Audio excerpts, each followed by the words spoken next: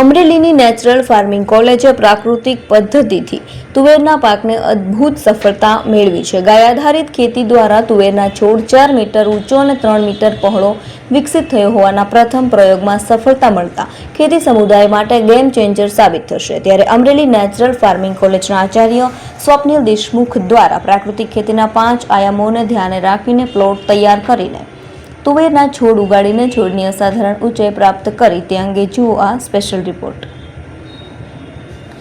ગાય આધારિત ખેતીનું પરિણામ જોવું હોય તો તે અમરેલીની નેચરલ ફાર્મિંગ કોલેજના તુવેરના છોડમાં ટ્રાયલમાં જબરી સફળતા મેળવી છે અને 4 મીટર ઊંચી તુવેર ઉગી છે।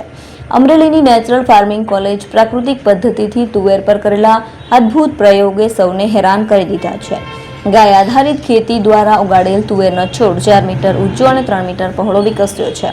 આકર્ષક પરિણામોને આધારે ભવિષ્યમાં આ પ્રયોગ ખેડૂત સમુદાય માટે ગેમ ચેન્જર સાબિત થઈ શકે છે। ખેતીને લઈને નવા સંશોધન થતા રહે છે, ખેડૂતો સુધી નવી વેરાયટી પહોંચાડવામાં આવે છે। અમરેલીમાં આવેલ નેચરલ ફાર્મિંગ કોલેજ દ્વારા જુદા જુદા પ્રયોગ કરવામાં આવી રહ્યા છે। કોલેજ દ્વારા ખાસ કરીને ગાય આધારિત અને પ્રાકૃતિક ખેતી કરવામાં આવે છે। કોલેજ દ્વારા તુવેરના છોડ ઉપર પ્રયોગ કરવામાં આવ્યો છે। તુવેરનો છોડ પ્રાકૃતિક ખેતી પદ્ધતિથી ઉગાડવામાં આવ્યો છે। પરિણામ જોઈ સૌ કોઈ અચંબિત થઈ ગયા હતા। તુવેરનો છોડ 4 મીટર ઊંચો અને 3 મીટર આ એક પ્રયોગ છે। આગામી સમયમાં પ્લોટ તૈયાર કરવામાં આવશે। ટ્રાયલ સફળ થશે બાદ ખેડૂતો સુધી બિયારણ પહોંચાડવામાં આવશે। હાલ આ કોલેજમાં વિદ્યાર્થીઓ અને પ્રોફેસર દ્વારા અલગ અલગ પ્લોટ બનાવવામાં આવી રહ્યા છે, જ્યાં નવા સંશોધન થાય છે। રાસાયણિક ખેતી અને પ્રાકૃતિક ખેતીમાં ખૂબ તફાવત છે। ખર્ચ વગરની ખેતીમાં બમણું ઉત્પાદન મળે છે। પ્રાકૃતિક ખેતીના 5 આયામને ધ્યાનમાં રાખીને પ્લોટ તૈયાર કરવામાં આવે છે। હાલ એક તુવેરનો છોડ ઉગાડવામાં આવ્યો છે। આ છોડની અસાધારણ ઊંચાઈ છે। અમરેલી નેચરલ ફાર્મિંગ કોલેજના આચાર્ય સ્વપ્નિલ દેશમુખીએ જણાવ્યું હતું કે મારા 9 વર્ષના અનુભવમાં આ પહેલીવાર છે કે તુવેરની આટલી લંબાઈ જોઈ છે। સામાન્ય રીતે તુવેરની 1.5 થી 2 મીટર સુધી વધી શકે છે, પરંતુ અહીંયાના પ્લોટમાં છોડની વૃદ્ધિ આશ્ચર્યજનક રહી છે। ઘણીવાર 1-2 છોડ જ વધારે લાંબા ધરાવતા હોવા છતાં પરંતુ અહીં આખો પ્લોટ અસાધારણ રીતે વિકસ્યો છે। અહીંનો પ્લોટ સંપૂર્ણપણે ગાય આધારિત છે। રાસાયણિક ખાતરો કે દવાના ઉપયોગ વિના જીવામૃત, ઘન જીવામૃત, વરાળ અને જૈવિક પદ્ધતિઓના આધારે ખેતી કરવામાં આવી રહી છે, જેના પરિણામે દરેક છોડની વૃદ્ધિ મજબૂત અને અસંતુલિત રહે છે। આગામી સમયમાં આ પ્લોટમાંથી બિયારણ તૈયાર કરીને તે ખેડૂત સમુદાય સુધી પહોંચાડવાની યોજના કોલેજ દ્વારા સંકલિત કરવામાં આવી રહી છે। આ પ્રયોગ મોટા પાયે સફળ થશે। આ તુવેરના ઉત્પાદન અને ગુણવત્તામાં અભૂતપૂર્વ વધારો થવાની શક્યતા છે। ત્યારે કૃષિ તજજ્ઞ ચેતન કુંભાણીએ તુવેરના અસાધારણ છોડ વિશે જણાવ્યું હતું કે આ એક વીઘે 45 થી 50 મણનો ઉતારો તુવેરમાં મળી શકે છે, જ્યારે કિચન ગાર્ડનમાં કુદરતી રીતે પાકેલા તુવેરનો સ્વાદ અનેરો હોવાનું કૃષિ તજજ્ઞ ચેતન કુંભાણીએ જણાવ્યું હતું। બરાબર છે।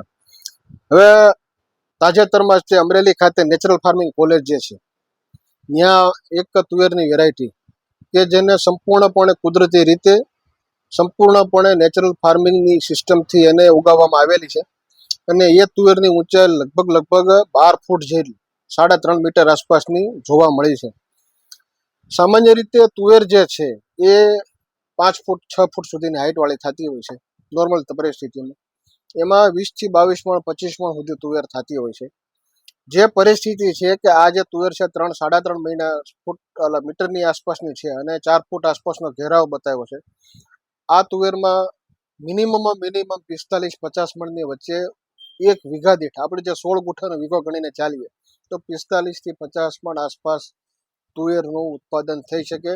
નવી પેઢીને, નવી ખેતી કરવા વાળાને આવી વસ્તુઓ નેચરલ ફાર્મિંગ જે અત્યારે કોલેજ અમરેલી છે ત્યાં અત્યારે આ તુવેર ઊભી છે એની વિઝિટ લઈ અને ખાસ કઈ રીતે આ વાવેતર કરવામાં આવ્યું છે એની પદ્ધતિ જાણી લે અને આવનારા વર્ષોમાં આવી તુવેરની ખેતી અપનાવે એવી દરેક ખેડૂતોને વિનંતી છે। કિચન રસોઈ માટે કેટલું ઉપયોગી? ખૂબ જ, કેમ કે જે પ્રાકૃતિક રીતે સંપૂર્ણ રીતે તૈયાર કરવામાં આવેલું છે એટલે કુદરતી તત્વો જે કાંઈ હોય છે એ તમામ વસ્તુઓ એમાં સાથે હોય છે એટલે એનો સ્વાદ પણ આખો અનેરો આવશે। નમસ્કાર, મારું નામ ડૉક્ટર સ્વપ્નિલ દેશમુખ છે। હું અહીંયા college of natural farming Amreli ત્યાં આચાર્ય તરીકે કાર્યરત છું. આજે જે તમે જોઈ રહ્યા છો આ પ્રાકૃતિક ખેતીનું પરિણામ છે. વગર કેમિકલની ખેતી છે. એ ટોટલી આપણે અહીંયા જે છે કેમિકલ વગરના બધા આપણે ક્રોપ્સ ઉગાડીએ છીએ, જેમાં તમે જોઈ શકો કે આપણે પાછળ જે છે તુવેર, એ લગભગ અમને જે છે 4 મીટર સુધીની ઊંચાઈની તુવેર, અને એનું ઘેરો જે છે એ 3 મીટર સુધીનું મળ્યું છે. એમાં સિંગો અને ફોલ તમે જોઈ શકો, એ બધું પ્રાકૃતિક રીતે જ બધું થાય છે, અને એમાં કોઈ જાતની કીટક અને એની કોઈ અહીંયા ઇન્ફેસ્ટેશન જોવા મળે નથી. સબ કેમિકલ વાળી ખેતીના આમાં શું ફેર? કેમિકલ વાળીમાં ખર્ચ એકદમ વધી જાય છે. ખેડૂતોને અત્યારે ખેતી કરતા બહુ નુકસાની કેમ લાગે છે, અથવા તો એ બહુ કોસ્ટલી ખેતી લાગે છે, કારણ એમાં કેમિકલનો ખર્ચો દિવસે ને દિવસે એના ભાવ વધવાથી અને બધા મેનેજમેન્ટ પ્રેક્ટિસીસ વધારવાથી, કેમિકલ ફર્ટિલાઇઝર્સના ભાવ વધારવાથી એ બધું વધી ગયું છે ખર્ચો.